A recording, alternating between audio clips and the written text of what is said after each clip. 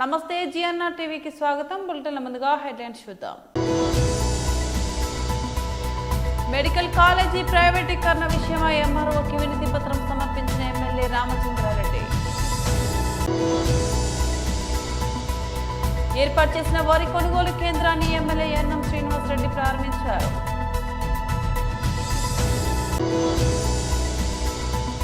Telangana cabinet సమావేశం వాయిదా, జూబ్లీహిల్స్ ఫలితం తర్వాత భేటీ.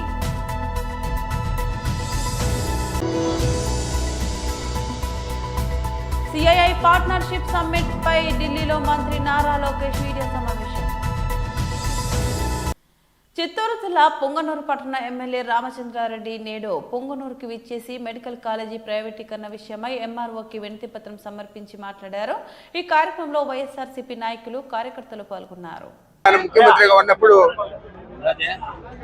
గవర్నమెంట్ ఆధ్వర్యంలో, ప్రభుత్వ ఆధ్వర్యంలో దాదాపు 17 మెడికల్ కాలేజీలు మంజూరయ్యాయి. 10 మెడికల్ కాలేజీలు పూర్తయ్యాయి. ఇంకా 7 మెడికల్ కాలేజీలకు మొత్తం 8,000 చిల్లర కోట్లు ఖర్చు చేయాల్సి వస్తే ఇప్పుడు దాకా 3,000 పైచీలకు వాటికి ఖర్చు పెట్టడం జరిగింది. కేవలం 5,000 కోట్లు ఖర్చు చేస్తే ఈ రాష్ట్ర ప్రభుత్వ ఖజానాకు, ఈ రాష్ట్ర ప్రభుత్వ సంపద 1,00,000 కోట్లకు ఈ మెడికల్ కాలేజీలే పెరుగుతాయి. మరి ఇలాంటి 1,00,000 కోట్ల సంపదను ప్రైవేట్ పరం చేసి PPPA మోడ్ అంటే పబ్లిక్ ప్రైవేట్ పార్ట్నర్షిప్ లో ఇది జరుగుతూ ఉంది. చంద్రబాబు చాలా కుట్రతో దీన్ని లక్షల విలువ, కోట్ల విలువ చేసే వాటిని అన్నింటినీ కూడా కేవలం 100 రూపాయలకు 1 ఎకరా చొప్పున ప్రతి మెడికల్ కాలేజీలో కూడా 50 ఎకరాల పైన భూములు ఉన్నాయి, ఈ ఆస్తులు ఉన్నాయి. ఇవన్నీ ఈరోజు ఈ మెడికల్ కాలేజీలు పూర్తయితే ప్రభుత్వానికి 1,00,000 కోట్ల ప్రాపర్టీ ఏర్పడేదే కాకుండా పేద పిల్లలందరూ చదువుకునేదానికి చాలా ఎక్కువగా ఉపయోగపడతాయి. పేదలందరూ కూడా డాక్టర్లు అయ్యేదానికి అవకాశాన్ని కల్పించారు. దాదాపు 2,150 మెడికల్ సీట్లు మనం కోల్పోతా ఉన్నాము ఈ మెడికల్ కాలేజీలు ప్రైవేటీకరణ చేసేదాని వల్ల. ఇప్పటికే కుప్పం, అది పులివెందులలో 50 సీట్లు మంజూరయ్యి కాలేజీ రన్ చేసేదానికి, ప్రారంభించేదానికి సిద్ధంగా ఉన్నా కూడా మాకు సీట్లు వద్దని చెప్పి నేషనల్ మెడికల్ కౌన్సిల్కు చంద్రబాబు నాయుడు లేఖ కూడా రాశాడు. మరి ఈ విధంగా పేదల పొట్టగొడుతూ ఉన్నారు. పేదల కోసం విద్యను మనం ఇవ్వాలా, వైద్యాన్ని మనం ఇవ్వాలా అని చెప్పి జగన్మోహన్ రెడ్డి గారు నాడు నేడు కింద హాస్పిటల్స్ కానీ, స్కూల్స్ కానీ ఎంతో సుందరీకరణ చేసి 1,000 కోట్లు ఖర్చు చేసి చేయడం జరిగింది. అలాంటివన్నీ కూడా ఈరోజు మూలబడిపోయినాయి, నీరు గారుస్తూ ఉన్నారు. మరి 17 మెడికల్ కాలేజీలు వస్తే తప్పకుండా ప్రతి సంవత్సరం కూడా 4,500 సీట్లు అదనంగా వస్తాయి. మరి ప్రతి సంవత్సరం ఇది ఎక్కువగా పెరుగుతా పోతాయి. దాదాపు ఒక 5 సంవత్సరాల్లో 30,000 మంది నుంచి 40,000 మంది ప్రతి సంవత్సరం కూడా ఈ వైద్య విద్య అభ్యసించేదానికి వీలు కలుగుతుంది. మరి ఇలాంటి దాన్ని అంతా కూడా ప్రైవేటీకరణ చేస్తూ ఉన్నారు కుట్రపూరితంగా.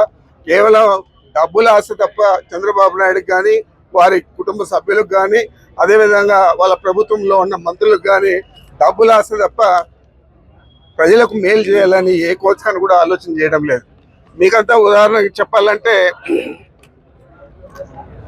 చిన్న దేశం క్యూబా, ఒక కమ్యూనిస్ట్ దేశం, ఫెడరల్ కాస్ట్రో అని చెప్పి చాలా సంవత్సరాలు అధ్యక్షుడిగా పనిచేశాడు. ఆయన ఆధ్వర్యంలో అనేక ప్రభుత్వ మెడికల్ కాలేజీలన్నీ కూడా ఉచితంగా మెడికల్ సీట్లు ఇచ్చి చదివించారు. అక్కడ వారు కరోనా సమయంలో ఏ విధంగా ఈ ప్రపంచానికి ఉపయోగపడారంటే దాదాపు 60 రాష్ట్రాలలో వారు సేవలు అందించారు. ఆ డాక్టర్లందరూ కూడా వచ్చి కరోనా సమయంలో, అదేవిధంగా మన దేశంలో కూడా క్యూబా డాక్టర్లందరూ వచ్చి కరోనా సమయంలో సేవలు అందించడం జరిగింది. మరి ఇలాంటి అవకాశాన్ని మనం వదులుకొని ఇక్కడ పెట్టుబడిదారులకంతా కూడా ఈ కాలేజీలన్నీ హ్యాండ్ ఓవర్ చేసి అక్కడ పెద్ద పెద్ద డొనేషన్లు కట్టేవాళ్ళు, ఇతర రాష్ట్రాల నుంచి, ఇతర దేశాల నుంచి వచ్చే వాళ్ళందరూ కూడా ఇక్కడ చదువుకుంటే ఆ చదువు అయిపోయిన తర్వాత వాళ్ళ రాష్ట్రాలకు, దేశాలకు వెళ్ళిపోతారు తప్ప మన రాష్ట్రానికి సేవ చేయాలనే ఆలోచన వారికి ఉండదు. మరి ఇలాంటిది దురదృష్టకరమైన ఘటన ఇది. రాష్ట్ర ప్రజలందరూ కూడా దీన్ని సమర్థించాలా, ప్రైవేటీకరణ వ్యతిరేకించాలా. వ్యతిరేకించేదే కాకుండా జగన్మోహన్ రెడ్డి గారు ఏ ఉద్దేశంతో అయితే ఇది చేపట్టాడో అది పేదలకు న్యాయం జరగాలని చెప్పి ఏదైతే చేపట్టాడో అది పేదలకు న్యాయం జరిగే విధంగా మనం అందరూ కూడా అందరి మద్దతు తీసుకొని అన్ని రాజకీయ పార్టీల మద్దతు తీసుకొని దీని మీద పోరాటం చేయాలా. ఇది తొలి అడుగు మాత్రమే అని చెప్పి మీ అందరికీ మనవి చేస్తా ఉన్నాను. మహబూబ్ నగర్ ప్రాథమిక వ్యవసాయ సహకార సంఘం ఆధ్వర్యంలో ఏర్పాటు చేసిన వరి కొనుగోలు కేంద్రాన్ని ఎమ్మెల్యే ఎన్ఎం శ్రీనివాస్ రెడ్డి ఈ రోజు ప్రారంభించారు. ఈ సందర్భంగా ఆయన మాట్లాడుతూ రైతులు తప్పనిసరిగా ప్రభుత్వం ఏర్పాట్లు చేసిన వరి కొనుగోలు కేంద్రాల్లోనే ధాన్యాన్ని విక్రయించాలని సూచించారు.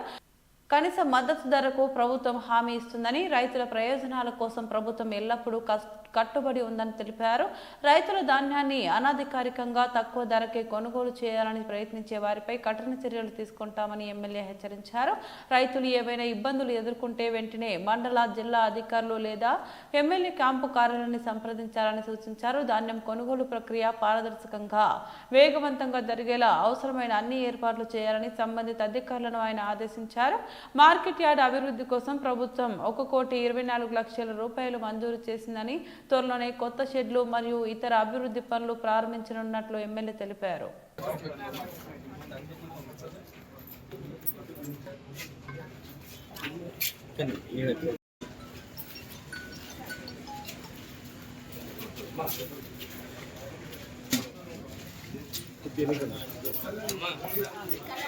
నగర్ మార్కెట్ కమిటీ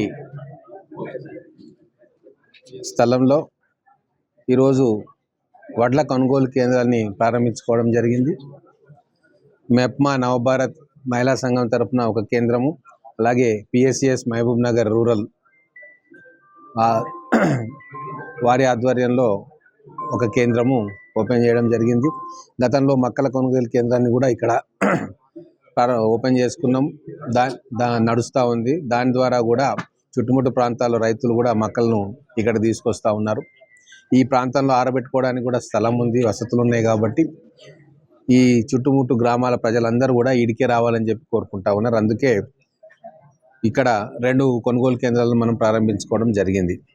ఈ ప్రభుత్వం వచ్చిన తర్వాత వడ్ల కొనుగోలు గతం కంటే కూడా ఎక్కువ కేంద్రాలను ఓపెన్ చేసుకోవడం జరిగింది. పోయినసారి 8,000 పైచిలకు కొనుగోలు కేంద్రాలు ఓపెన్ చేసుకున్నాం. ఇప్పుడు కూడా ఎక్కడ అవసరం ఉంది, అవకాశం ఉంది అంటే అక్కడ అధికారులకు చెప్పి ఇమ్మీడియట్గా కొనుగోలు కేంద్రాలను ఏర్పాటు చేస్తూ ఉన్నాం. అది పిఎస్సిఎస్ ద్వారానా, మహిళా సంఘాల ద్వారానా, ఎక్కడ వీలైతే అక్కడ ఎవరు ముందుకు వస్తే వాళ్లకు ఆ బాధ్యతను అప్పచెప్తా ఉన్నాం. అలాగే రాబోయే రోజుల్లో కూడా 80 లక్షల మెట్రిక్ టన్నుల గింజలను కొనాలని చెప్పి నిర్ణయం తీసుకున్నాం. కేంద్ర ప్రభుత్వం అందులో కొద్దిగా సహకరిస్తూ ఉంది. మిగతాదంతా కూడా రాష్ట్ర ప్రభుత్వం ద్వారానే కొనుగోలు చేయాలని చెప్పి మా ఉత్తమ్ కుమార్ రెడ్డి గారు కూడా చెప్పడం జరిగింది. కాబట్టి రైతులు ఎక్కడ ఉన్నా ఇక్కడికి తీసుకొస్తే ఖచ్చితంగా 3-4 రోజులలో డబ్బు కూడా దాంట్లో పడుతుంది. అలాగే బోనస్ కూడా ఒకటి గతంలో అనౌన్స్ చేయడం జరిగింది. అది ఖచ్చితంగా రైతుల అకౌంట్లో పడేటట్టుగా ఏర్పాటు చేస్తూ ఉన్నాం. దానికి మనం శాంక్షన్ ఎంత శాంక్షన్ అయింది? 1,24 lakhs శాంక్షన్ కూడా చేయడం జరిగింది. తొందరలోనే అది టెండర్లు పిలిచి ఆ కాంపౌండ్ వాళ్ళు, తర్వాత మిగతా సీసీ కెమెరాల ఏర్పాటు, తర్వాత కొన్ని షెడ్స్ కురుస్తూ ఉన్నాయి, వాటిని కూడా రిపేర్ చేయించడం, అవన్నీ కూడా అతి తొందరలోనే టేకప్ చేస్తాం. మినరల్ వాటర్ది ఇంకో కొత్త ప్లాంట్ ఒకవేళ అది బాగుంది అంటే దాన్ని రిపేర్ చేస్తాం, లేదు అంటే కొత్త ప్లాంట్ ఒకటి తొందరలోనే ఏర్పాటు చేస్తాం. పీపీపీ విధానంలో మెడికల్ కళాశాల స్థాపనపై వైసీపీ చేస్తున్న దుష్ప్రచారం పూర్తిగా అబద్ధమని బీజేపీ రాష్ట్ర అధికార ప్రతినిధి బల్లి మధుసూదన్ ఖండించారు. ప్రజల్లో భయాలు రేపి రాజకీయ లాభాలు పొందాలని వైసీపీ ప్రయత్నిస్తున్నాయని విమర్శించారు. పీపీపీ అనేది ప్రైవేటీకరణ కాదని, భూములు, భవనాలు, యాజమాన్యం, పరిపాలన అన్ని ప్రభుత్వానివేనని స్పష్టం చేశారు. భాగస్వామ్యం సంస్థలు కేవలం మౌలిక వసతుల అభివృద్ధిలో మాత్రమే భాగమని చెప్పారు. 70% పడకలు ఉచితంగా ఉంటాయని, ఫీజులు పారదర్శకంగా ఏపీహెచ్సిఆర్ ఎంసీ నిర్ణయిస్తుందని, రిజర్వేషన్లు యథాతథంగా కొనసాగుతాయని వివరించారు. కొత్త కళాశాలల వల్ల ఉద్యోగాలు తగ్గవని, పెరుగుతాయని ఆయన స్పష్టం చేశారు. ఓం నమో వెంకటేశాయ. అందరికీ నమస్కారం. ఈరోజు రాష్ట్ర మంచిని చెడుగా చూపించగలిగిన ఏకైక పార్టీ వైఎస్ఆర్సీపీ పార్టీ. నేను ఎందుకు చెప్తున్నానంటే పీపీపీ మీద వైసీపీ రాద్ధాంతం ఎక్కువైపోయింది. ఆంధ్రప్రదేశ్ రాష్ట్ర కళాశాల విషయంలో వాళ్ళు చేస్తున్నటువంటి దుష్ప్రచారం కానీ అసత్యాలు కానీ అంతా ఇంత కాదు, యావత్ రాష్ట్రంలో ఉన్న ప్రజలందరినీ కూడా భయభ్రాంతులు చేస్తూ ఇదేదో ప్రైవేటీకరణ అయిపోయి మొత్తము ప్రైవేట్ వాళ్ళ చేతిలోకి వెళ్ళిపోయి ఇంకా చిన్న చిన్న మధ్యతరగతి కుటుంబాలు వైద్య విద్యార్థులుగా వెళ్లాలన్నా డాక్టర్లు అవ్వాలన్న అవకాశాలే లేనట్టు, గతంలో ఎప్పుడు ఎక్కడ కూడా ఇలాంటివి జరగనట్టు వీళ్ళ రాదాంతం ఎక్కువైపోయింది. ఒక మాటలో చెప్పాలంటే పబ్లిక్ ప్రైవేట్ పార్ట్నర్షిప్. పబ్లిక్ అంటేనే ప్రజలు అంటేనే ప్రజల చేత ఎన్నుకోబడిన ప్రభుత్వం తీసుకున్నటువంటి నిర్ణయాలన్నీ కూడా పబ్లిక్ నిర్ణయాల కిందనే ఉంటుంది. కాబట్టి public is nothing but government. So private public partnership లేదా పబ్లిక్ ప్రైవేట్ పార్ట్నర్షిప్. సో దీంట్లో మొట్టమొదటిది గతంలో జరిగిన ఏవైతే 17 వైద్య కళాశాలల్లో ఆ ప్రభుత్వం తీసుకున్న నిర్ణయము 2019 నుంచి 24లో 8,480 కోట్ల బడ్జెట్ రిలీజ్ చేస్తే వాళ్ళు 18% అంటే 1,550 కోట్ల రూపాయలు ఖర్చు పెట్టి 11 కళాశాలల్ని నట్టేట్న నడిరోడ్న సగంలోనే నిలిపివేయడం జరిగింది. యాక్చువల్ గా వైద్య రంగంలో రాష్ట్రంలో ఇప్పటికి కూడా ప్రభుత్వం చేతిలో ఉన్నటువంటి వైద్య కళాశాలలు గవర్నమెంట్ మెడికల్ కాలేజెస్ అన్నింటిలో ఏవైతే నియమ నిబంధనలు ఉన్నాయో వాళ్ళు తీసుకున్నటువంటి వైద్య విద్య, వాళ్ళు తీసుకున్నటువంటి ఫీజుల విషయం, వాళ్ళు తీసుకుంటున్నటువంటి సీట్ల విషయంలో కూడా యావత్ గతంలో ఏ విధంగా అయితే ప్రతి కళాశాలకి 150 ఎంబీబీఎస్ సీట్లు 29 పీజీ సీట్లని ఇవ్వడం జరుగుతుంది. అలాగే ఈ విద్యాశాల అన్ని కూడా ఎన్టీఆర్ యూనివర్సిటీ కిందనే నడపబడుతుంది. అలాగే వీటిని ఈ ఫీజు అంతా కూడా ఆంధ్రప్రదేశ్ హైయర్ ఎడ్యుకేషనల్ రిటరీ కమిషనర్ ఆఫీస్ కిందనే దీన్ని నియమించబడుతుంది. అదేవిధంగా ఇప్పుడు కూడా ఎలాంటి మార్పులు లేవు. దాంట్లో గతంలో ఏ విధంగా ఉందో అదే విధంగా ఆ వైద్యం గాని ఫీజులు గాని గవర్నమెంట్ కి దగ్గర 50% కోటా ఉంటుంది. రిమైనింగ్ దే వైద్య కళాశాలకి చెందుతుంది. అలాగే private property government property partnership అంటే పూర్తి స్థాయిగా ఇది ప్రభుత్వ కళాశాలనే. ఎందుకంటే వాళ్ళకి కేటాయించిన భూమి గాని అక్కడ నియంత్రణ గాని ప్రజా నియంత్రణ గాని అక్కడ ఉన్నటువంటి యజమానపు హక్కులన్నీ కూడా గవర్నమెంట్ చేతిలోనే ఉంటుంది. ప్రైవేట్ వాళ్ళు కేవలము వాళ్ళు ఆ ఒక నిర్మాణ బాధ్యతలు చేపట్టడం, అక్కడ ఉన్నటువంటి పరికరాలను పెట్టడము, అలాగే నైపుణ్యమైన వైద్యం అందించేదానికి మాత్రమే వాళ్ళు సహకరిస్తారు. 33 ఏళ్లు ప్లస్ 33 ఏళ్లు ఆ తర్వాత పీరియడ్ పూర్తిగా మొత్తము యావత్ ప్రాపర్టీ విషయన్స్ కానీ ప్రాపర్టీ రైట్స్ అన్ని కూడా గవర్నమెంట్ చేతిలోనే ఉంటాయి. రెండో విషయము, అసలు ఈ పద్ధతి ఏంటి పీపీపీ? ఇది కొత్తగా ఇప్పుడు ఏమైనా ఎన్డీఏ కూటమి ప్రవేశపెట్టిందా? తెలంగాణ రాష్ట్ర మంత్రివర్గ సమావేశం మరోసారి వాయిదా పడింది. ఈ రోజు జరగాల్సి ఉన్న ఈ భేటీని ఈ నెల 15వ తేదీకి వాయిదా వేస్తున్నట్లు ప్రభుత్వం ప్రకటించింది. ముఖ్యమంత్రి రేవంత్ రెడ్డి అధ్యక్షతన జరిగే ఈ సమావేశంలో పలు కీలక అంశాలపై చర్చించి నిర్ణయాలు తీసుకునే అవకాశం ఉంది. ఈ కేబినెట్ భేటీలో ప్రధానంగా స్థానిక సంస్థల ఎన్నికల నిర్వహణ, బీసీ రిజర్వేషన్ల ఖరారు వంటి అంశాలపై ప్రభుత్వం ఒక స్పష్టమైన నిర్ణయానికి రానుంది. ఈ సమావేశానికి మంత్రులతో పాటు సంబంధిత శాఖలో ఉన్నతాధికారులు కూడా హాజరు కానున్నారు. వాస్తవానికి ఈ కేబినెట్ సమావేశం తొలుత నవంబర్ 7వ తేదీన జరగాల్సి ఉండగా దానిని 12వ తేదీకి మార్చారు. ఇప్పుడు తాజాగా మరోసారి వాయిదా వేసి 15వ తేదీకి నిర్వహించాలని నిర్ణయించారు. జూబ్లీహిల్స్ ఉప ఎన్నిక ఫలితం వెలువడిన మరుసటి రోజే మంత్రివర్గ సమావేశం ఏర్పాటు చేయాలని కాంగ్రెస్ ప్రభుత్వం భావించినట్టు తెలుస్తుంది. ఈ నేపథ్యంలోనే భేటీ తేదీని మార్చినట్లు సమాచారం. సిఐఐ పార్ట్నర్షిప్ సమ్మిట్ పై ఢిల్లీలో మంత్రి నారా లోకేష్ మీడియా సమావేశం నిర్వహించారు. Good evening, everyone. Thank you for coming to this press meet.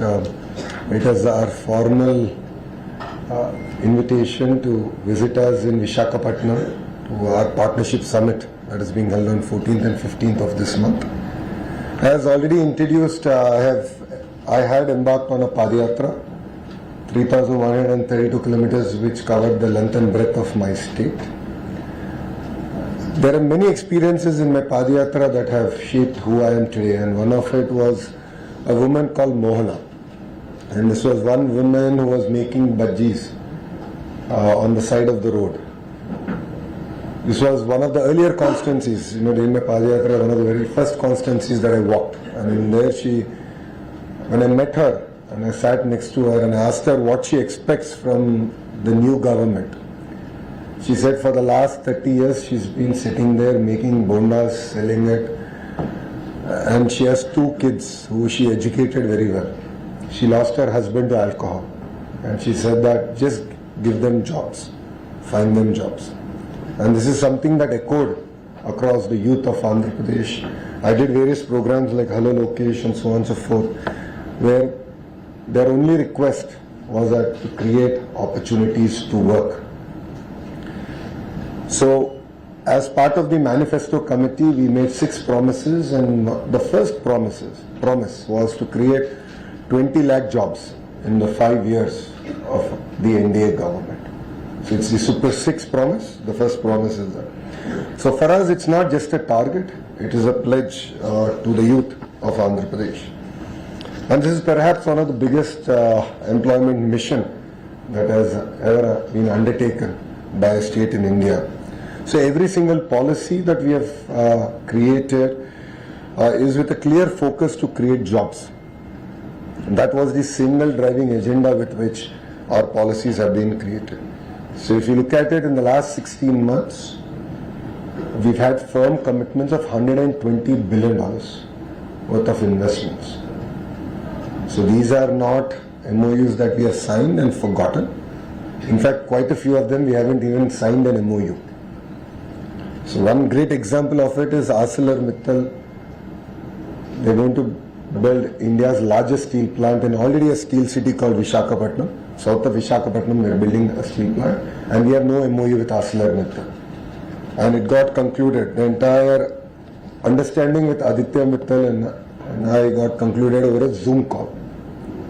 And the second example of it is, of course, Google, which is India's largest FDI investment ever.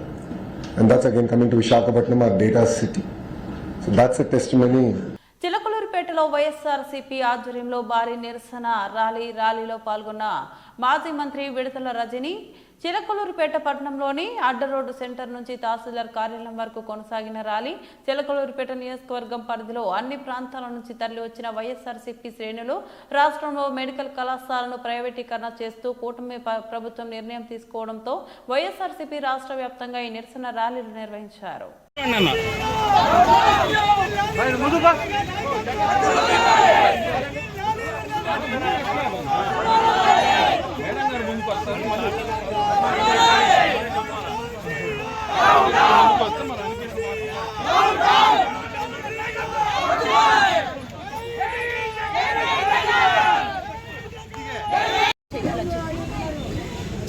YSR Congress party పెద్ద ఎత్తున కూడా ప్రజా ఉద్యమం చేపట్టడం జరిగింది. చంద్రబాబు నాయుడు గారు మెడికల్ కాలేజ్ని చేస్తున్నటువంటి ప్రైవేటైజేషన్ని ఆపివేయాలి. ఇది ప్రజలకు అనేక కన్ఫ్యూజన్స్, ఆందోళన, ఒక బాధకు దారితీస్తూ ఉంది కొద్ది రోజుల నుంచి మనం చూస్తున్నట్టయితే. మరి దీన్ని ఆపివేయాలని చెప్పి అనేక ప్లాట్ఫామ్స్లో అనేక మంది అనేక చోట్ల అనేక సార్లు చెప్తున్నా కూడా ఈ ప్రభుత్వానికి వినపడటం లేదు. మరి ప్రజల వాయిస్ ఆఫ్ ద వాయిస్లెస్గా ఈరోజు వైఎస్ఆర్ కాంగ్రెస్ పార్టీ ఉంది. మా నాయకుడు జగన్మోహన్ రెడ్డి గారి పిలుపు మేరకు రాష్ట్ర ఈ ప్రజా ఉద్యమం చేపట్టి అందులో భాగంగా చిలకలూరిపేట నియోజకవర్గంలో ఈ ప్రజా ఉద్యమంలో భాగంగా ఒక రిప్రజెంటేషన్ తీసుకొచ్చి ఇక్కడ ఉన్నటువంటి ఇందులో మేము ప్రధానంగా కోరుతున్నటువంటి రాసినటువంటి డిమాండ్ ఒకటే, మెడికల్ కాలేజ్ ప్రైవేటీకరణని ఇమీడియట్ గా కూడా స్టాప్ చేయాలి. ఇమీడియట్ గా ఈ ఆలోచనని వెనక్కి తీసుకోవాలి, ప్రజలకు మేలు చేయాలని చెప్పి వైఎస్ఆర్ కాంగ్రెస్ పార్టీ ప్రజల పక్షాన బలంగా కూడా ఈ నిరసన కార్యక్రమం ద్వారా తెలియజేస్తుంది. ఒక గొప్ప ఆలోచనతో ఆరోగ్య ఆంధ్రప్రదేశ్ దిశగా ఈ రాష్ట్రంలో 17 గవర్నమెంట్ మెడికల్ కాలేజ్ ఉండాలని చెప్పేసి మా నాయకుడు జగన్మోహన్ రెడ్డి గారు 8,500 కోట్లు సుమారు ఖర్చు చేస్తూ మరి ఒక ఆలోచనకి శ్రీకారం చుట్టి అడుగులు వేయడం జరిగింది. దీంట్లో భాగంగా 5 కాలేజీలు మేము ప్రారంభించాము. ఇంకో 2 అందుబాటులోకి తీసుకొచ్చాము. అందులో మీకు తెలుసు పులివెందుల మీద మరి చంద్రబాబు నాయుడు గారికి కూటమి ప్రభుత్వానికి ఒక కక్ష ఉంది. వద్దు వచ్చిన సీట్లు మాకు వద్దని చెప్పి ఎన్ఎంసీకి లేఖ రాసినటువంటి విషయం మీ అందరికీ కూడా తెలిసినటువంటిదే.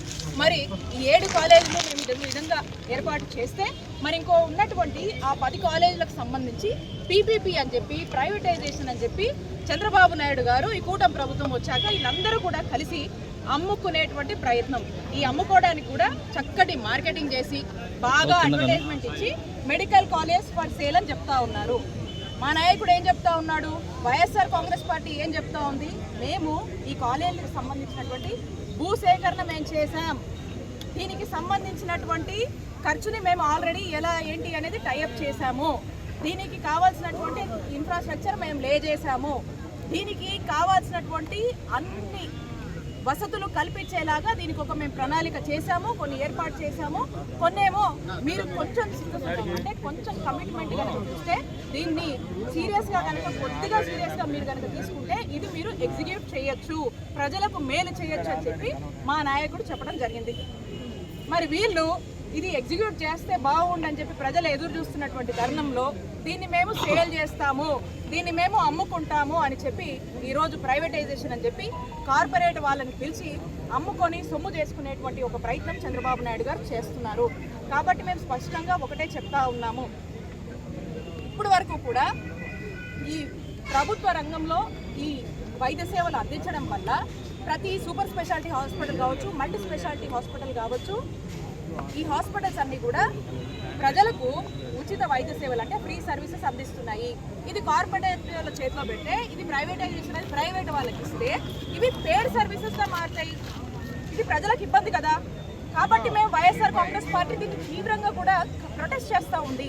ఇది తప్పు, దీన్ని మీరు ఈ ఫ్రీ సర్వీసెస్ని పెయిడ్ సర్వీసెస్ చేయొద్దు అని చెప్పి మేము పోరాడుతూ ఉన్నాం. ప్రజల్లో ఉన్నటువంటి ఇంకొక ఆందోళన ఏంటంటే ఇక ఈ డాక్టర్ చదువులు చదవాలంటే ఈ విద్య అనేది కూడా పూర్తి స్థాయిలో కూడా ప్రజలకు 2 కళ లాంటివి. మరి ఇలాంటి కళ్ళు లాంటివి ఇంత ఇంపార్టెంట్ అయినటువంటి ఈ సెక్టర్స్ ప్రజలకు ఒక బేసిక్ ఫండమెంటల్ రైట్, వాళ్ళకు మన కాన్స్టిట్యూషన్ ఇచ్చినటువంటి రైట్ విద్య కానీ వాళ్ళకు నోచుకునేటువంటి ఒక కాన్స్టిట్యూషన్ రైట్ని ఈరోజు కాలరాస్తూ ఈరోజు హరించి వేస్తూ మరి ఈరోజు వీళ్ళు ప్రైవేటైజేషన్ అని చెప్పి ప్రభుత్వంగా వాళ్ళు ఇవ్వాల్సినటువంటి. ప్రముఖ సినీ నటుడు ప్రకాష్ రాజ్ బుధవారం సాయంత్రం హైదరాబాద్లోని ప్రత్యేక దర్యాప్తు బృందం ఎదుట ఆన్లైన్ బెట్టింగ్ యాప్ల కేసులో విచారణకు హాజరయ్యారు. సిఐడి కార్యాలయంలో అధికారులు ఆయనను ప్రశ్నిస్తున్నారు. నిషేధిత బెట్టింగ్ యాప్లకు ప్రచారం చేసిన కేసులో నటుడు విజయ్ దేవరకొండను నిన్న విచారించారు. ఈ కేసులో ప్రకాష్ రాజు జూలై 30న ఈడీ విచారణకు హాజరయ్యారు. బెట్టింగ్ యాప్లకు కొందరు సినీ తారలు, సెలబ్రిటీలు ప్రచారం చేశారు. ఈ యాప్లకు బానిసలైన కొందరు ప్రాణాలు కూడా కోల్పోయారు. ఈ మేరకు వివిధ పోలీస్ స్టేషన్లలో కేసులు నమోదయ్యాయి. దీంతో విచారణకు సిఐడి అదనపు డీజీపీ నేతృత్వంలో ప్రభుత్వం సిట్ ను ఏర్పాటు చేసింది. ఆయా కేసులో ప్రకాష్ రాజ్, విజయ్ దేవరకొండతో పాటు రానా దగ్గుబాటి, మంచులక్ష్మి సహా మొత్తం 29 మంది నిందితులుగా ఉన్నారు. బులెటిన్ ముగించే ముందు మరోసారి హెడ్లైన్స్ చూద్దాం. మెడికల్ కాలేజీ ప్రైవేటీకరణ విషయమై ఎంఆర్ఓకి వినతి పత్రం సమర్పించిన ఎమ్మెల్యే రామచంద్రారెడ్డి. ఏర్పాటు చేసిన వరి కొనుగోలు కేంద్రాన్ని ఎమ్మెల్యే ఎన్ఎం శ్రీనివాసరెడ్డి ప్రారంభించారు.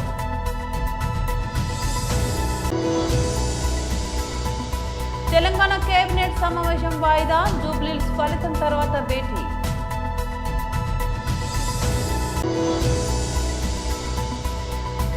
సిఐఐ పార్ట్నర్షిప్ సమ్మిట్ పై ఢిల్లీలో మంత్రి నారా లోకేష్ మీడియా సమావేశం. ఇవి బులెటిన్ అప్డేట్స్. మరో బులెటిన్లో మళ్ళీ కలుద్దాం. అంతవరకు సెలవు, నమస్తే.